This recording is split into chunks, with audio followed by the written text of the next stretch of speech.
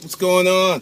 It's Glendon Cameron with How to Make a Living Without a Job. Video I put up last week about how to survive a layoff. There's been a few, and I think I'm going to go a little deeper with that because there's this thing I call the layoff monster.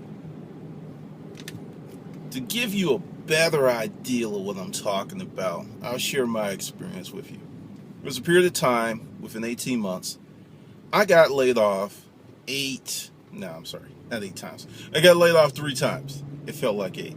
Because every 6 months, it was just like clockwork. It was like, hey, we don't need your ass. And it's not a good feeling. It's just really, really crazy.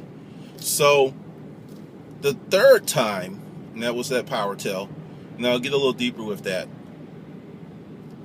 2 weeks before I was laid off, I was salesman of the month, and my numbers were, I was going to do it again. And I want you to understand that. Before the metamorphosis in my personality, where I became about hustler you, scheme incorporated, all about me, what's in it for me, FM, I was the company man. Go to work hard, do what's required, and climb the ladder. Do that corporate thing. Do that job thing. And for a long time, I was very happy to do that. Every job I had, except for the last 3, I was that guy that got extra favor, that people looked out for. I actually quit a job, and when I went back, because I needed some more money, they created a part-time position for me. I was that type of employee. And I'm going to jump into that a little later, how that happens to all of us. Well, I should say most of us. Well, salesman of the month, working on it again. I get called in. I believe something in me snapped, because we're taught that if you do the right thing and you do good things, the right things and the good things will befall you. You reap what you sow. I learned in the 18-month period that was not necessarily the case. And I'm not a very religious person. I'm not even going to say I'm a spiritual person. I do believe in God, but I don't believe in religion. So I never subscribed to that, well, God's got something better in store for you philosophy. That never resonated with me at all. So that third time I got just laid off, I was just like, I got to do something different. If you continue to do the same thing and expect to yield different results, you're going to find yourself in the loony bin.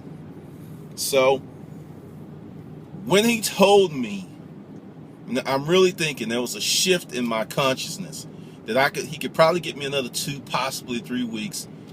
I said, no, I'll go. And the reason I understand this morning is that shift, that metamorphosis, that Dr. Jekyll, Mr. Hyde transformation happened that moment. I became that guy, the guy that not so necessarily just got over to get over. I became the guy to get over and exploit opportunities for me. I became that guy, and I've never gone back, ever. So when I was sitting there thinking and all these things were going in my mind, I became Jewish. You're like, what? I became Jewish. I had a Jewish roommate, Derek Shop, and we used to sit around and talk about a lot of things. And this is where not chasing knowledge and actually opening yourself to new experiences really fucks up people, because purportedly there's this rift between, Jewish people and black people. I'm not part of the rift. And if you really look at it, black folks can learn a lot from Jews. They were slaves for thousands of years, and they figured out the only way to not be hunted down and shot and put in the camps was to become an integral part of society. Derek told me, he's like, we're going to become the lawyers, we're going to become the bankers, we're going to be your doctors. You may not like us, but you're going to need us. So they became a powerful group. That's a lesson I think anyone can learn. So we sit around and talk about that stuff. And at that moment, it was just like, I became Jewish. Never again. This shit's never, ever going to happen to me again. Ever. I made that decision. And it was a conscious decision, and it was an active decision when I was sitting there in that chair. And it really has taken me a long time to kind of piece it together, because I didn't study the right stuff to know how to articulate what happened, because I was just sitting there. And if I remember, my head was kind of shaking, like, never fucking again. This is going to happen to me. Am I going to give my all, be put in a position where someone can say, thanks, but no thanks. You go away. Because that's what happened. That's exactly what happened. Now let's talk about the indoctrination of the American worker.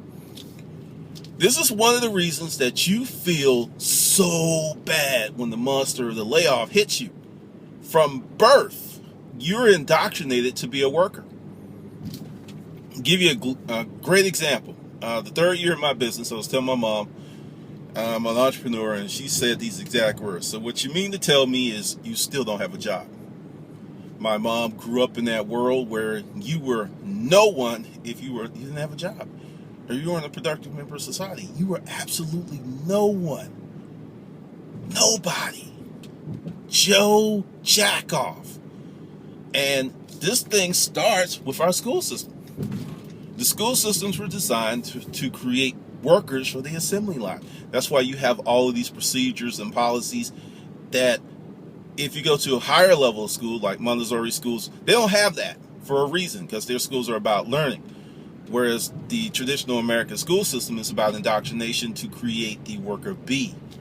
So that's why you feel so bad, because you are an outlier. You're outside the matrix. You don't have a job. You're not productive. You are pretty much a worthless member of society.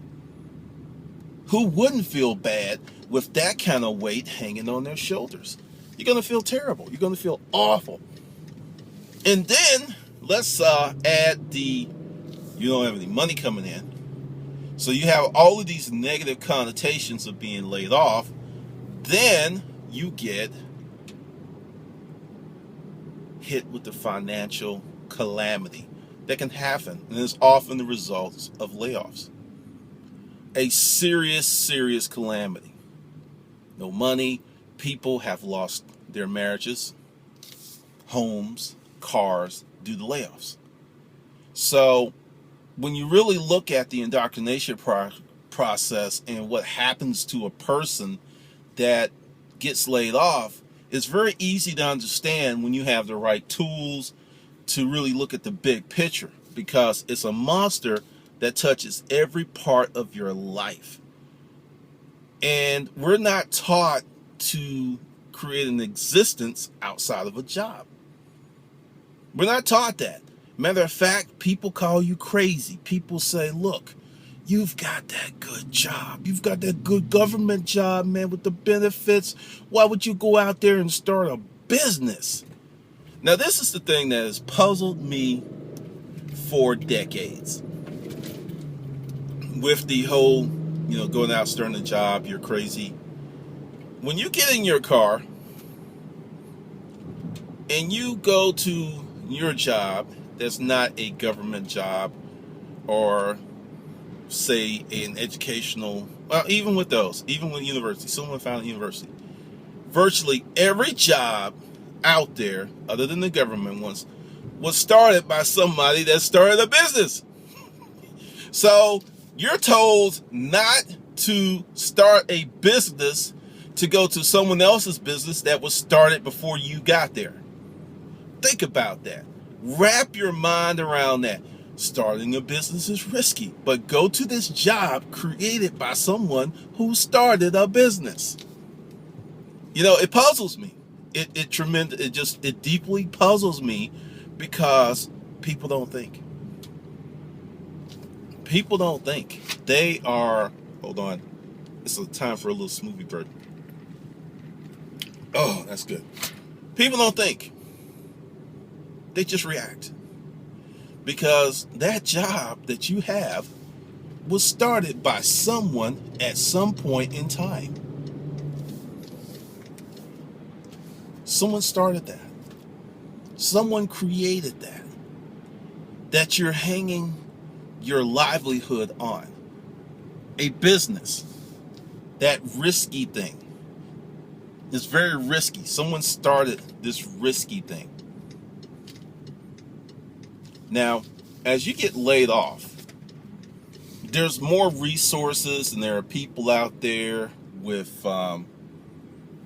groups and organizations to help you weather the storm, so to speak. But I have a different take. First thing you need to do, and just going through my experience, because it's a process, it's a journey, so it's not going to happen overnight, is learn when you made that decision. Because at some point, going back to one of my favorite movies, The Matrix, when the Oracle told him, "You're not the one," he wasn't the one because he didn't have the abilities. That wasn't it. He wasn't the one because he did not make the decision to become the one. So when I was sitting there in that chair off Peachtree Street, because the office was in Peachtree Center, I made a real strong, active, positive decision with a ton of emotion behind it. Because that's another part of making a decision. The emotional component. When you make a decision with a lot of emotional energy behind it, and it's a really good decision, usually good things happen. When you make a decision with a lot of emotional energy behind it, and it's misplaced, or it's negative, or it's out of control emotional energy, bad things usually happen. Like, you go to the bar and someone touches your girl's ass, and then, you whoop his ass. But for that satisfaction, you get arrested, you spend the night in jail, and then you lose money. And if you do anything else, you get put on this list. That's a lot of pain for a small amount of pleasure. So when you make these decisions, you got to really become introspective. And understand, it's taking me doing the Hustler Mindset Project and really talking about it, because a lot of times when you go to someone and you say, "How did you become successful?" they're going to tell you the regular stuff. They're going to tell you, work hard, show up, have a goal, which is true and is part of the deal. But what they're not going to tell you is when they made that decision to be successful. See, this is a dirty little secret that many people don't know. A lot of folks are waiting on permission to be successful. They're waiting on someone to say, bada bing, bada dow, padow, you can be successful now. They're waiting for that green light. They're waiting for it. That confirmation, that affirmation that you can be successful. I'm waiting on it. When you get to the point where you're sick and tired of being sick and tired, and you start making active decisions to the contrary, you could create more change and benefit in your life in mere months than you did in the previous years. Because going back to the indoctrination, you were groomed to be a worker. You were groomed to work for someone else. You were groomed to feel extremely bad if you were disconnected from the narrative of this is what a responsible and productive member of society does. When you're pulled from that, whoa, problems, issues, so many things occur. And this happens because, in my opinion, I'm not going to get too deep in the conspiracy thing, but there's a group of superhumans. Yeah, I know I just lost a lot of you there. But there's a group of people extremely smart. Just think about it. Just like someone has this fast metabolism, there are people who are born with muscles and they never work out. I don't think it's too big of a stretch to think there's a group of people who are born with an extreme intellect. And, as some kind of gambit to protect themselves, they control the rest of us. That's just my thought. But with that, you're being groomed to not cause problems. But due to the Matrix doing a big switcheroo, there's not enough decent employ for all the inhabitants of the Matrix. It's not enough. So this creates a pecking order. This creates a class order.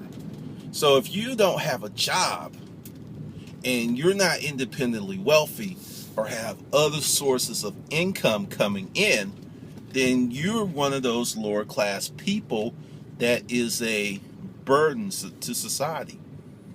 Some people actually commit suicide when they reach this point. They actually commit suicide. They off themselves. They feel the need to rid the world of their non-productive asses. Because the way the world is set up, you have to really do something to get something. Unless you are just part of a special group. Hold on a second. Unless you're just part of this really special group. And there are some people who are born, they'll never have to work a job. They'll never have to slave. And these people are not wealthy. They're not even connected to wealthy people, but they're on a certain path that all of their requirements, needs are provided for them. But that's another video. But on this path of being a worker bee in the hive and being disconnected, because have you ever wondered how bees and ants all communicate? It's part of DNA. And they've got certain things in them that are just programmed into them for them to behave a certain way during a certain situation. That's what happens to you in the Matrix.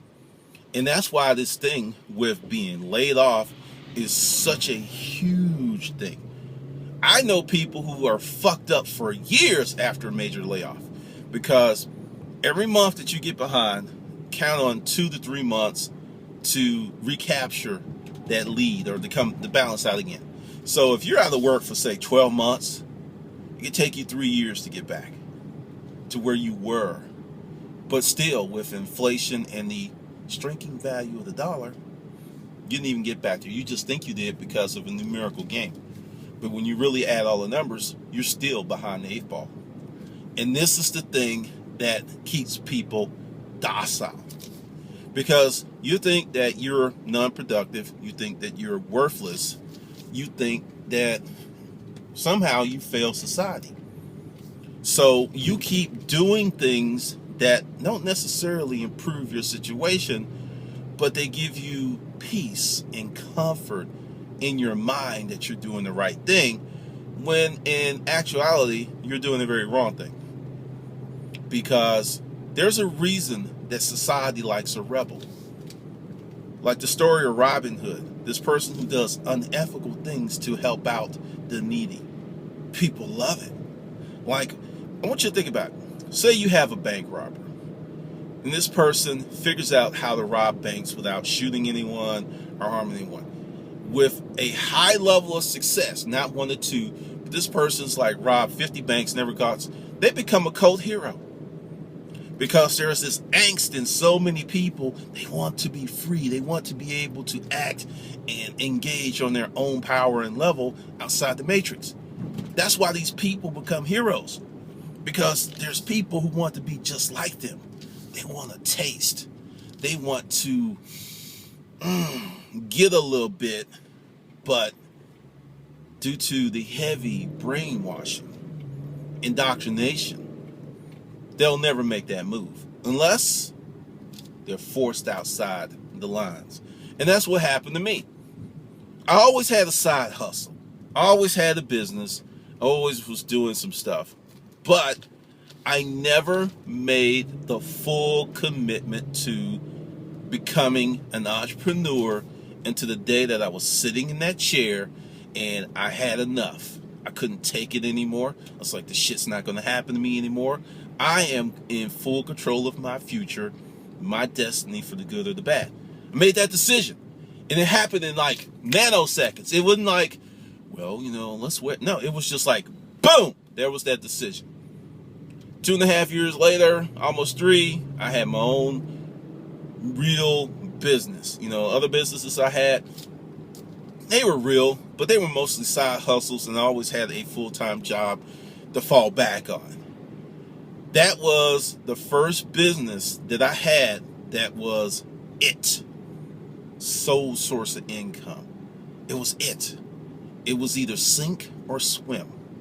and I swam like a shark. And that's the deal. So in you, there's going to be this time and period. And that's why I think everyone should learn how to meditate. And for you ultra-religious people, don't get all weirded out and start losing your minds and like, he's trying to put the devil in me. I rebuke thee. No, meditation is a tool for your mind. It's not the devil. Let that shit go. And for you black folks who are like ultra-religious, that's a form of enslavement. If you don't believe me, do the research. That's what keeps you docile and keeps you happy. Because you refuse to understand that you can have glory right now. That you can have that kingdom right now. You can have all of that right now. But due to indoctrination and brainwashing, you think that you should suffer to the Most High so you can potentially gain rewards in the next lifetime. If you really do some research, and if you believe in reincarnation, if you're not doing your best in this lifetime, you could come back as a goat. No, I'm just playing. I don't know. I haven't really studied that, but it just felt most appropriate. Because a goat's not too far removed from a sheep. Do you want to keep being a sheep? I don't think so.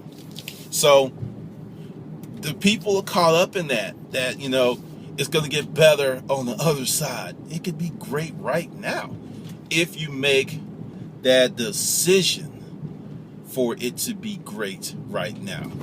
If you decide, and going back to meditation, go to Google Transcendental Meditation and, just look at it, because you can use a word like focus. You can use a word like goals. You don't have to go om.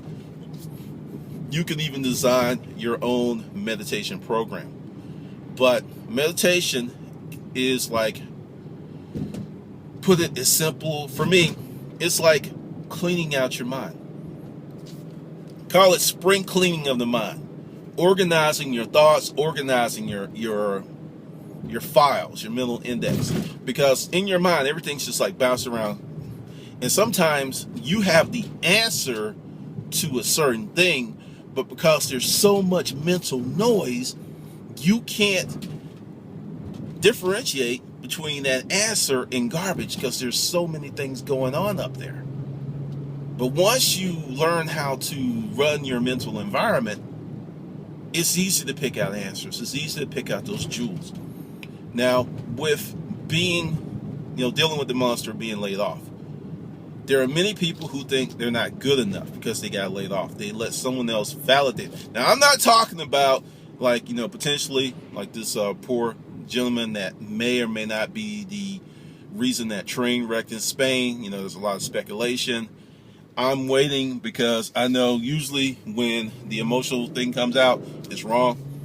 He may have committed it. He may have not. I don't know. But say he didn't. Say he didn't do it. Say it was mechanical failure. Regardless of the fact of it being mechanical failure, he's going to feel like shit the rest of his life. He's got to deal with that somehow, some way, he was connected to the death of 79 people. That's a serious mind fuck. But now that's just saying if you do something. Many people get laid off and haven't done a thing. They've made no mistakes. They were actually performing at a high level. And they got the axe. So that fucks with your self-esteem because it's colliding with that narrative that's been fed to you since kindergarten. When you go to kindergarten, everyone lines up, we proceed. All of this stuff is by design. And anyone that is a rebel or colors outside the line, you are a problem. Because many of the teachers, and I do believe that the teachers got into teaching from a very good-hearted place, but they too are in the matrix. They're victims too. So when you break free of the matrix and you start talking stuff, people who are still in the matrix will look at you as if you are Beelzebub himself. They was like, Satan, I rebuke you. I mean, seriously, because you are making all that mental programming crash. It's like, no, no, no, no, no, no, no, no, no, no, no, no. I mean, they can't deal with it because they haven't unplugged yet. And that's something it's taken me a long time to understand. That's one of the reasons that I've kind of changed the Hustler Mindset program, and I'm going to make another little shift, because until a person is ready for that information, you could give it to them, nothing's going to happen. They don't have the tools, the perspective, or the awareness, courage. There's something that's not there that they need for them to make that move. It's just not there. And until they get those missing pieces in place, you could give them information that is gold. And it's just crazy. It is totally, totally crazy. Totally, totally crazy what will happen. Because they cannot process the information. Now let's talk about you being laid off and how you feel like a bum. Understand, if you got laid off because you did something wrong, deal with it. Grow up. If you got laid off and it's just part of corporate restructuring, learn to reclaim your self-esteem. Go back to my other video of what to do when you get laid off and really take action. One of the reasons that I think that I did not crack up when I got laid off the third time in 18 months is because I took copious amounts of action. Some of it you might think is unethical. I don't give a fuck, because it worked out very well from my perspective. And definitely don't give up on yourself. That's another thing that happens. People begin to, and I'm not going to use the word settle. Settle has such a negative connotation that people throw it around. People begin to accept that they don't have the ability to do more. They begin to accept the fact that, hey, maybe it's not my turn. Hey, maybe it's not in the cards for me. Or that expression, hey, well, maybe the Lord didn't. No. I don't think it was the Lord. I think, being here on this planet, there's a lot of stuff that's going on. There's a ton of stuff that's going on. And many people are obtuse to what really goes on and how things really operate. Give you a good example. Taking the George Zimmerman verdict, which pretty much was what I thought it would be. And people are protesting and they're signing petitions. It's a lovely notion. It's not going to change shit. What's going to really improve things? If every person took ownership of their life and became the best person they could be. That would move us ahead as a society. To a degree, marching, people are standing up for what they believe in. And we do have the right to assemble, as guaranteed by the Constitution. But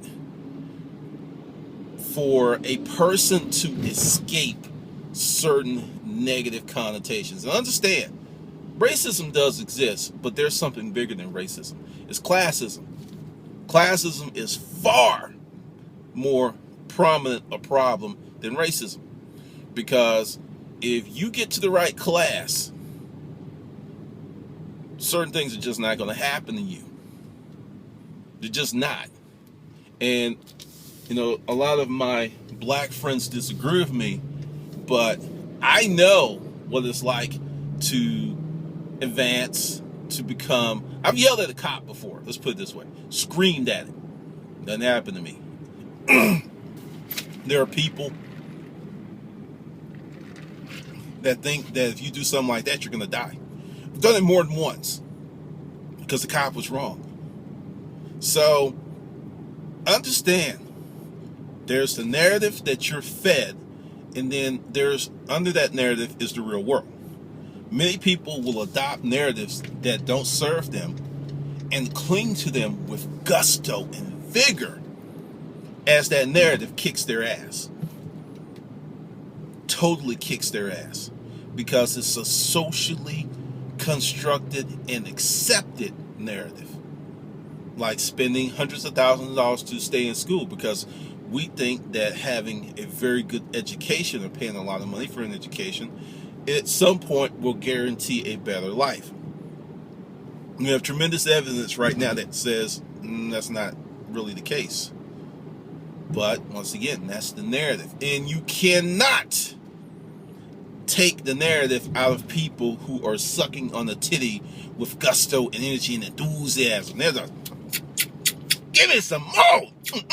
This narrative's so good. Oh, give me, it's so tasty. Give me some more. Just, when they on that narrative titty, until that milk runs dry or the taste buds turn to truth and the bitterness starts to go down their throat, only then will they take it. So, as you're putting yourself together, take a lot of action. Do not sit at home and this is just me. Split your job hunting time and your business time in half. You're going to take 4 or 6 hours a day to devote to finding a job. You're going to take 6, 7, 8 hours a day building the business. I have a friend, and I need to, just go ahead and go, finally, where I put up a video of all these people who wanted to start businesses, and we can move the number up one. One started a business, had her first outing, and it went well. And, she told me yesterday, she's like, you told me, you kept on me, and you were right. So I'm real happy that someone else is getting into the entrepreneurial world. And, it's looking good. It's looking real good for her. So start a business. I don't care if it's doing laundry. I don't care if it's mowing. Because, see, the thing is, for you to buffer those negative emotions of not having a job, you got to keep yourself busy. Sitting at home, watching TV, taking vacations, taking trips, take your mind off of it. But, you might get lucky and get something before your severance run out. But in these days and times, I would not chance that shit. And there are people who pulled it, been laid off, took 6 months, went to the, do what you want. But from where I sit and what I know is coming, and I know I sound like that chick in the Terminator movie, what's coming is so big and it's going to impact so many people, because going back to the class thing, we're going to have this big class. Well, there's going to be groups of classes. There's going to be the creative class. There's going to be the entrepreneur class. There's going to be the rich, ultra rich class. We're going to have trillionaires. We're going to have those kind of people. And we're going to have a huge mass of folks who barely are making it. In this great technology, I hope that I am wrong. That someone maybe gets something going where, people are taken care of. But based on who's in charge of the matrix and how the spoils are divvied up, I don't see it. So unless you are in there with a knife and a spear and you're killing your own spoils, it's going to be, in my opinion, very bad for you. That's just my opinion. I don't know if this is going to be true, but I live my life as if it's going to be true. Because, once you become unplugged, it's very hard to go back in. Just a warning. It's very hard to go back in. I.e., once you start your own business, it will become extremely challenging and difficult for you to work for someone else. Unless it's some kind of partnership deal. Be very, very challenging for you. Just letting you know that. So understand, when you get laid off, there's a lot of things that are going into that actually have nothing to do with you. You know when you fucked up. But you went to work every day. You showed up. You did your best. You put out. You were the best hoe they had on the street corner. Wasn't you? And there's a lot of people who are going through that feeling. And they don't know how to deal with it. So, best way to deal with it is to be busy. Set goals. If you want to make $100,000, have the courage to write that on a piece of paper. If you want to make $200,000, have the courage to write that on a piece of paper. And reverse engineer it. Crunch the numbers and see what you have to do to yield that type of money. When you go through these experiences and these exercises, you gain a better perspective of what you need to do to be more successful in your life. So understand, the layoff monster is like the boogeyman. It really doesn't exist. But if you make it real in your mind, it'll be real in your life. All right, this is Glendon, and I will see you on the good side.